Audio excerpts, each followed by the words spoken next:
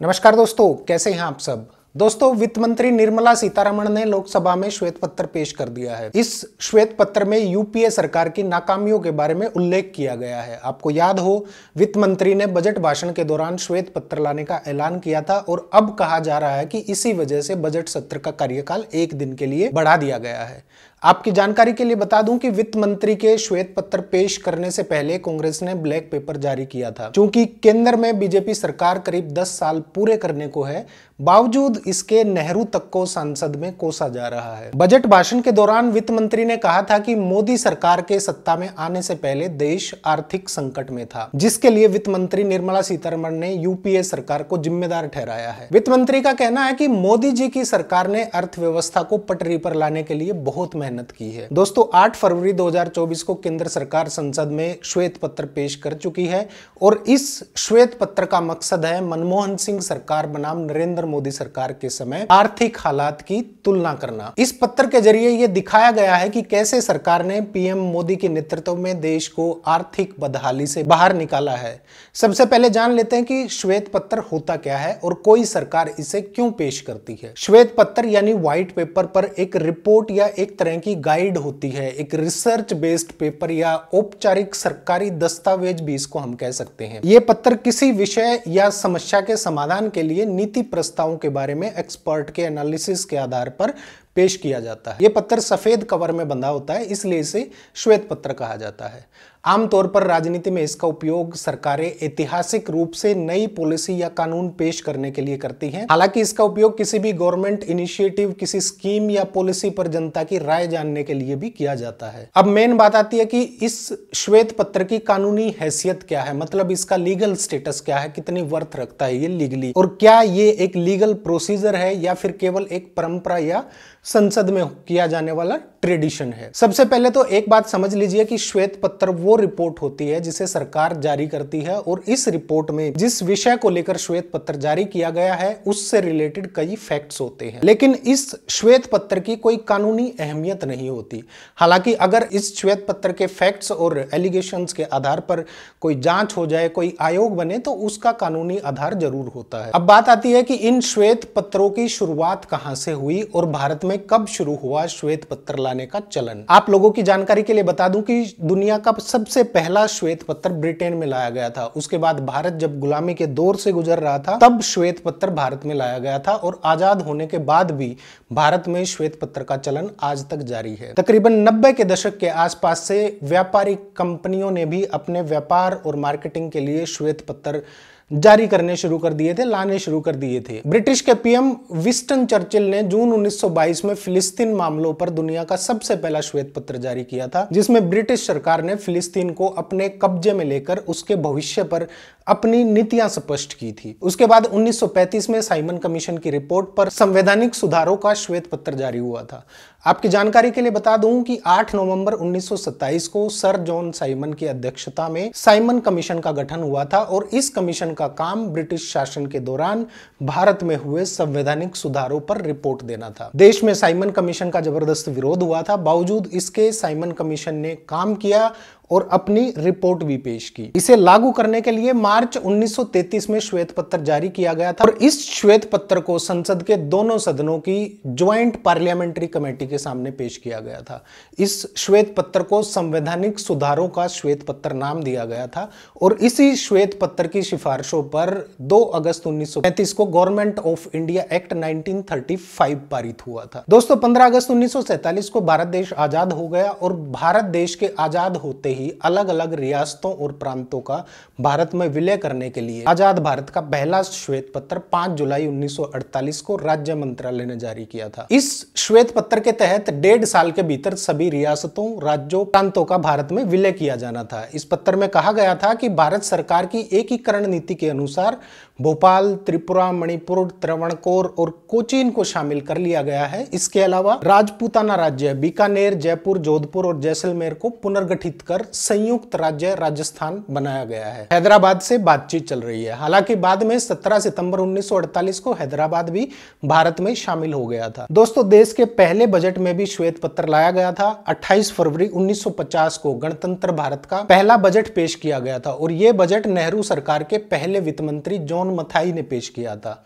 इस बजट के दौरान मथाई ने एक श्वेत पत्र प्रस्तुत किया था जिसमें इकोनॉमिक डेवलपमेंट की जानकारी दी गई थी। मथाई ने श्वेत पत्र में कहा था कि इसमें सभी सांसदों को बजट की डिटेल मिलेगी जो इस सेशन के बाद बजट समझने में मददगार होगी। कॉर्पोरेट वर्ल्ड में श्वेत पत्र का चलन 1990 के दशक की शुरुआत में हुआ था। उस समय बड़ी बड़ी कंपनियां भी श्वेत पत्र पेश करने लगी थी और इस श्वेत पत्र का उपयोग कंपनियां अपना व्यापार बढ़ाने में और मार्केटिंग करने के लिए करती हैं। आमतौर पर कमर्शियल कंपनीज में व्हाइट पेपर कंपनी में किसी समस्या को हल करने की तकनीक के लिए या प्रोडक्ट को कैसे बेहतर बनाया जाए इसके लिए लाया जाता है।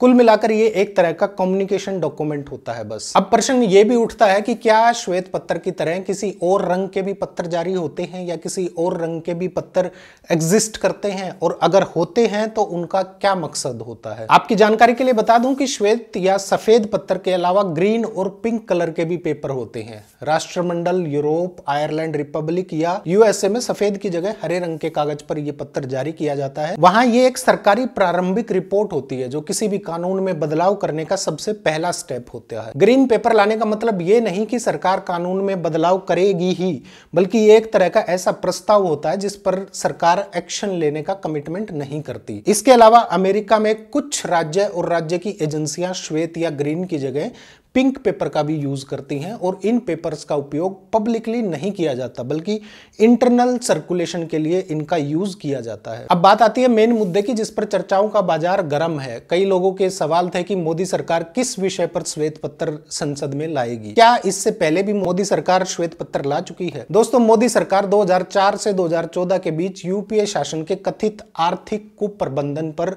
श्वेत पत्र लाने जा रही है और इसके बारे में वित्त मंत्री निर्मला सीतारमण ने 1 फरवरी के बजट भाषण में बताया था। संसदीय वित्त समिति के अध्यक्ष और भाजपा नेता जयंत सिन्हा ने बताया था कि यह श्वेत पत्र यूपीए सरकार के दौरान देश के खराब आर्थिक हालातों के बारे में बताएगा।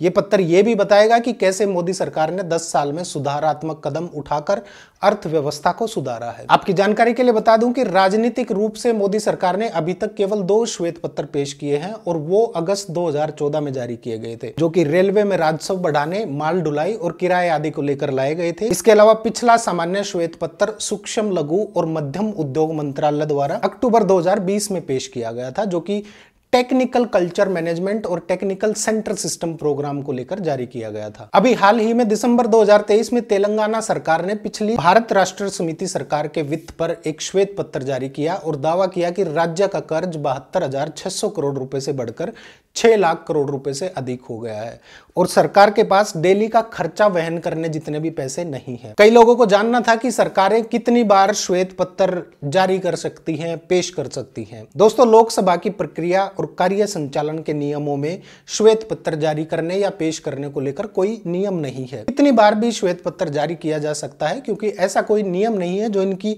संख्या निर्धारित करता हो। इसके अलावा सरकार अपने कार्यकाल में कभी भी श्वेत पत्र ला सकती है। अब बात आती है कि क्या विपक्ष श्वेत पत्र की मांग कर सकता है?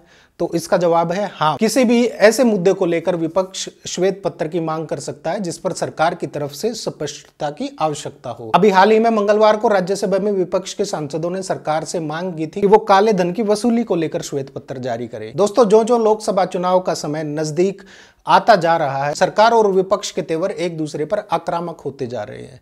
मोदी सरकार श्वेत पत्र के जरिए यूपीए सरकार के कार्यकाल का काला चिट्ठा खोलने की तैयारी में है, वही कांग्रेस ने इसका विरोध करना शुरू कर दिया है और मोदी सरकार के श्वेत पत्र के जवाब में कांग्रेस ने ब्लैक पेपर लाने की बात कही है।